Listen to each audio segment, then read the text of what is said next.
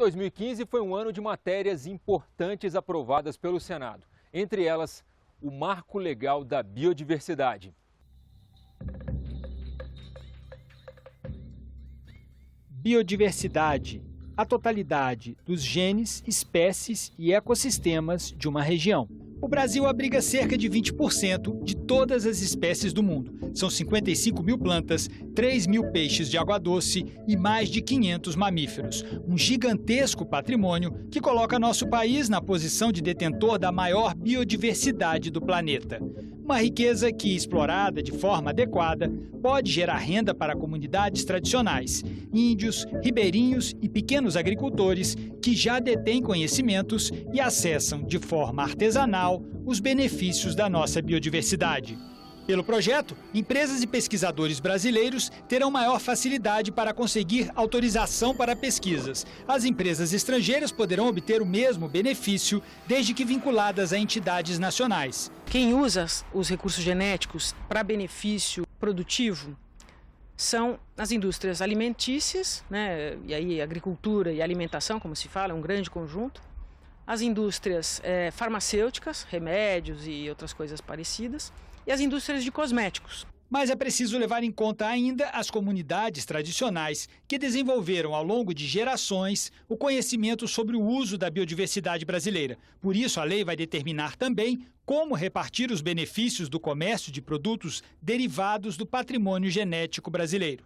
A base da cadeia produtiva começa com as comunidades indígenas, as comunidades quilombolas, as comunidades de produtores de agricultura familiar. As pessoas precisam se manifestar dizendo se elas querem ou não repartir o conhecimento que é delas. Isso é natural. Eu posso querer ser contratado ou não por uma empresa e ser pago ou não pela essa empresa de acordo com o meu interesse. É uma lei complexa, mas ela simplificou o processo. A comunidade científica agora vai poder pesquisar, que não podia antes. Nós vamos poder ampliar fortemente o conhecimento de toda a base da biodiversidade que nós temos, para que a gente possa transformar isso num ativo econômico, em geração de emprego e numa economia estratégica e nova, uma espécie de economia do século XXI. –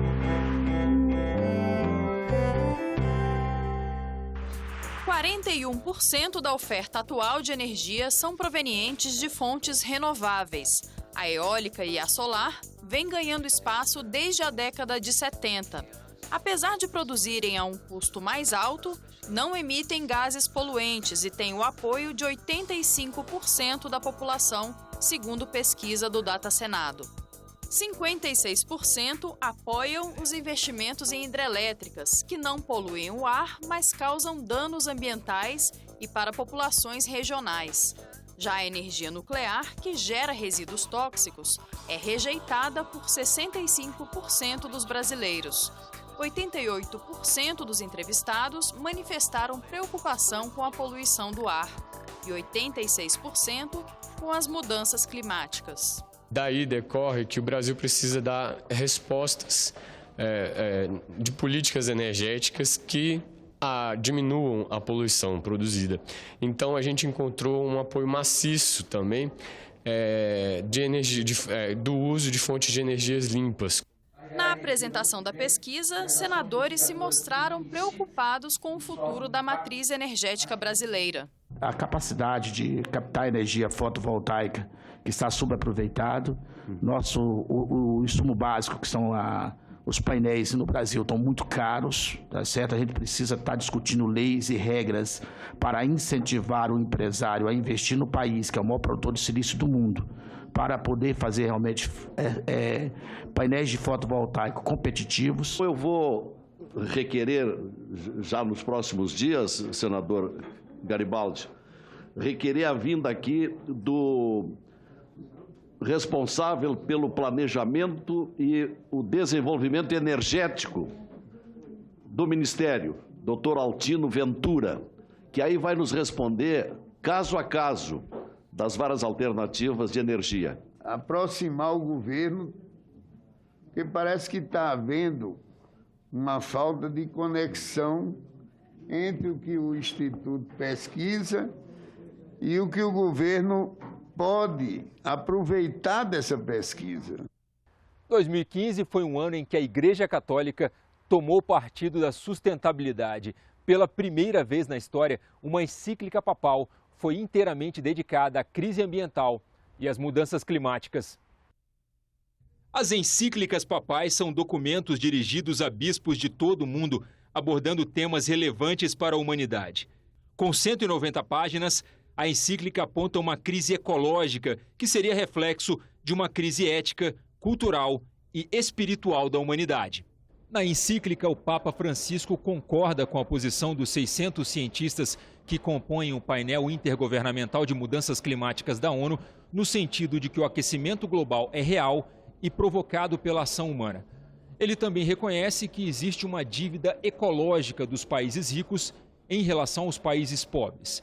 De acordo com o secretário-geral da CNBB, a base da argumentação da Igreja Católica sobre as mudanças climáticas é a relação do homem com a natureza neste momento da história. Estamos querendo dominar a natureza, nós estamos fazendo da natureza um consumo e estamos depredando a natureza.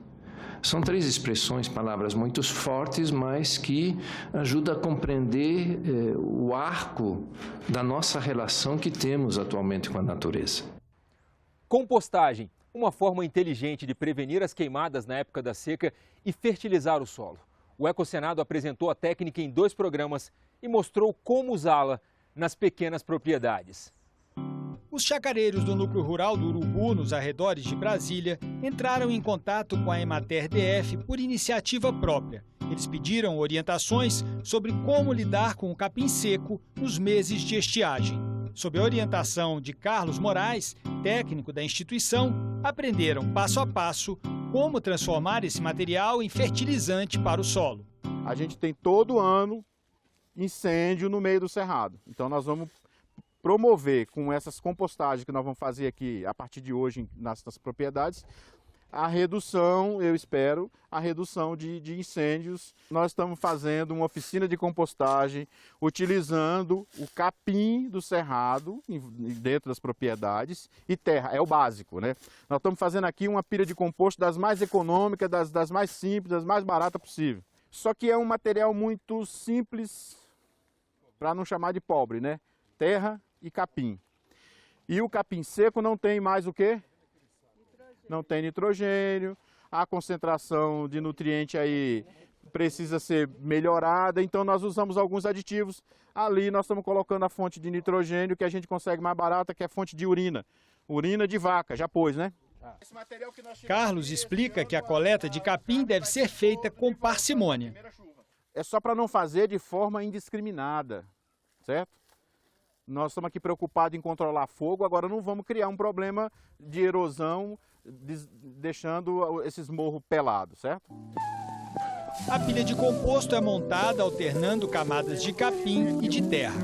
Para a gente pegar esse material e fazer ele chegar de uma forma equilibrada daqui para frente, mais 30, 40 dias, no ponto de ser utilizado como fertilizante, um dos nutrientes, um dos elementos, vamos dizer assim, que nós vamos utilizar para ajudar nesse processo é uma cauda de micro-organismos. São os micro-organismos que já estão aí no ambiente natural, só que nesse período seco estão bem, atividade biológica bem baixinha, não tem, vamos dizer assim, estão quase que dormindo. Mas nós vamos lá na mata, que é um lugar que já tem umidade natural, que tem calor e esses organismos estão mais ativos. Nós vamos fazer a captura deles. No segundo encontro, fomos colher material numa mata de galeria. Como é que eu sei que os micro-organismos que eu quero estão presentes aqui nesse ambiente de mata, com umidade e calor? Eu venho primeiro observar o material em decomposição. O primeiro material é madeira. Tenta rolar essa madeira com a mão, quebrar ela rolando e tem uma certa resistência, não é isso? Faz isso com essa. Esfarela, pode forçar a barra. Então, é essa atividade, é essa forma de decomposição que me interessa. Aqui eu sei que os micro-organismos estão presentes. A madeira aparentemente estava intacta, mas ao ser pressionada, você viu que ela praticamente desmancha. Porque os fungos e bactérias já dissolveram, já consumiram energia. Se eu colocasse essa madeira no fogo, ela não ia fazer calor, ela ia fazer fumaça. Após cerca de 1 hora de coleta, voltamos para a chácara Caliandra, onde vamos preparar uma calda com diversos ingredientes, que serão aplicados na moita de compostagem. Açúcar e amido. A fonte de açúcar mais barata que a gente tem aí pode ser rapadura, melado, tem até no mercado melaço em pó. A fonte de amido que nós vamos utilizar aqui é batata doce cozida sem sal. Em seguida, o material coletado na mata é acrescentado.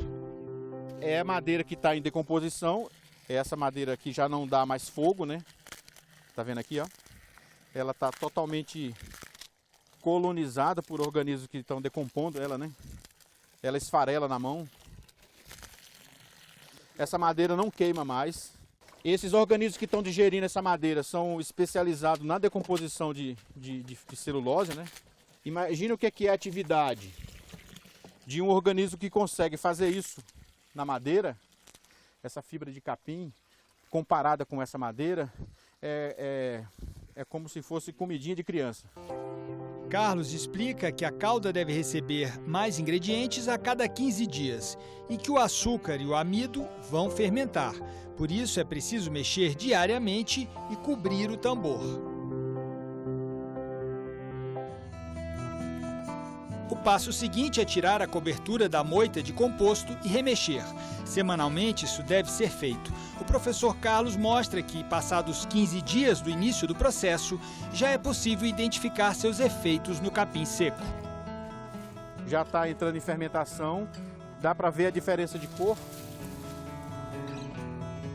Após remexer, o monte é novamente formado, ao mesmo tempo em que é regado com água e com a calda de micro-organismos. Vamos colocar água na pilha para manter a palha umedecida, não deixar haver nada escorrendo em volta, certo? Nós não queremos produzir chorume, nem queremos lavar o material. Para mim, esse ponto aqui está ideal. É meio que no olho, certo? Eu não estou vendo nada escorrendo. Molhou aqui agora, só vai molhar de novo na próxima virada. Não tem que estar molhando todo dia mais não. Daqui 15 dias, certo?